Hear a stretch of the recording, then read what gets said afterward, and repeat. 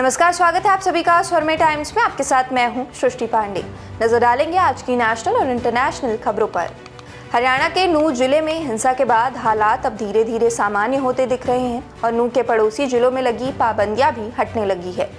आपको बता दें कि गुरुग्राम रेवाड़ी में हिंसा के बाद लगाई गई धारा 144 हटा दी गई है, लेकिन नूंह में कर्फ्यू और नोटबंदी अभी भी जारी है।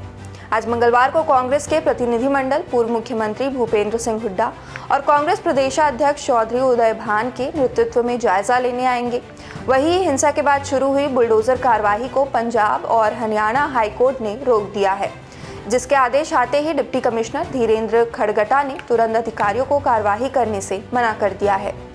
राज्यसभा में सोमवार यानी 7 अगस्त को देर रात 10 बजे दिल्ली सर्विसेज बिल पास हो गया। वहीं इस दौरान भाजपा ने आम आदमी पार्टी के सांसद राघव चड्ढा पर सदन में पेश मोशन में फर्जीवाड़े का आरोप लगाया है।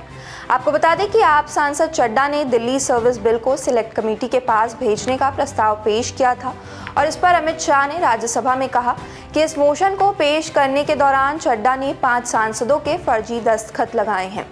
हालांकि राघव चड्ढा ने आरोपों का खंडन किया है और कहा है कि बिल को सिलेक्ट कमेटी के पास भेजने के प्रस्ताव पर दस्तखत की जरूरत ही नहीं होती और ये नियम है।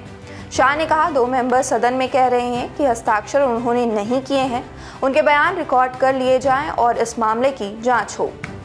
मणिपुर के आदिवासी संगठन इंडिजीनियस ट्राइबल लीडर्स फोरम के प्रतिनिधिमंडल 8 अगस्त को गृह मंत्री अमित शाह से मिलेंगे।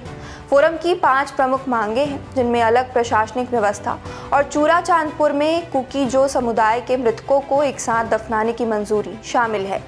आपको बता दें कि सामूहिक राज्य में 3 मई से हिंसा जारी है, जिसमें कुकी-जो समुदाय के लोग भी मारे गए थे। मणिपुर में अब तक 160 से ज़्यादा लोग मारे जा चुके हैं। इधर जम्मू कश्मीर से आर्टिकल 370 हटाने के फैसले को चुनौती देने वाली 23 याचिकाओं पर सुप्रीम कोर्ट में आज फिर सुनवाई होगी, जिसमें सुनवाई करने वाले 5 जजों की बेंच में chief justice DY Chandrachud, justice SK Kaul, justice Sanjiv Khanna, justice BR Gavai और जस्टिस सूर्यकांत शामिल हैं। आपको बता दें कि 3 अगस्त को हुई सुनवाई में याचिकाकर्ताओं के वकील कपिल सिब्बल ने दलील दी थी कि आर्टिकल 370 को छेड़ा नहीं जा सकता और इसके जवाब में जस्टिस खन्ना ने कहा था कि इस आर्टिकल का सेक्शन C ऐसा नहीं कहता है।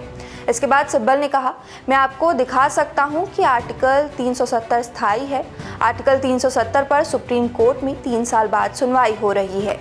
तोशाखाना केस में गिरफ्तार हुए पाकिस्तान के पूर्व प्रधानमंत्री अपना पूरा जीवन जेल में काटने के लिए तैयार हैं।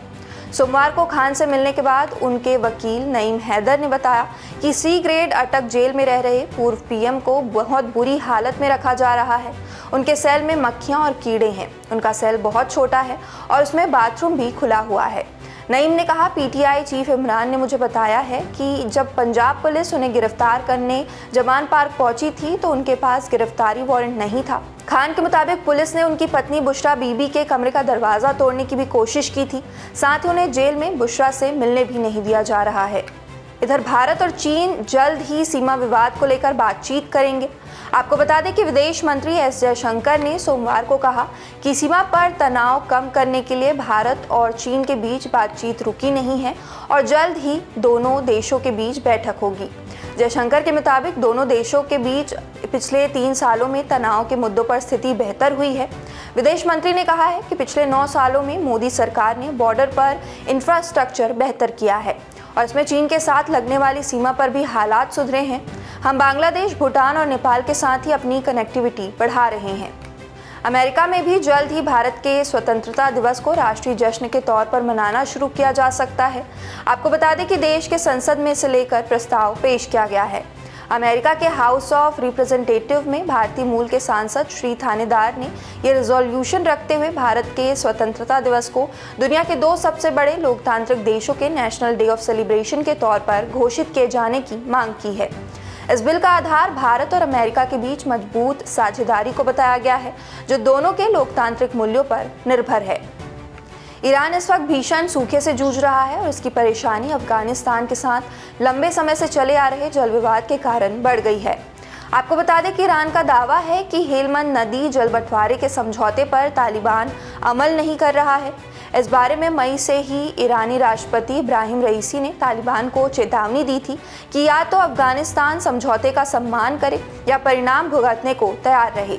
लेकिन इस चेतावनी के एक हफ्ते बाद ईरान और तालिबान के बीच सीमा पर भारी गोलीबारी हुई, जिसमें 2 ईरानी गार्ड और 1 तालिबान लड़ाके की मौत हो गई। इससे दोनों देशों के बीच तनाव गहरा हो गया है। मामले से जुड़े एक व्यक्ति के अनुसार तालिबान इस मामले में जरा भी झुकने को तैयार नहीं है और उसने युद्ध की तैयारी कर ली है।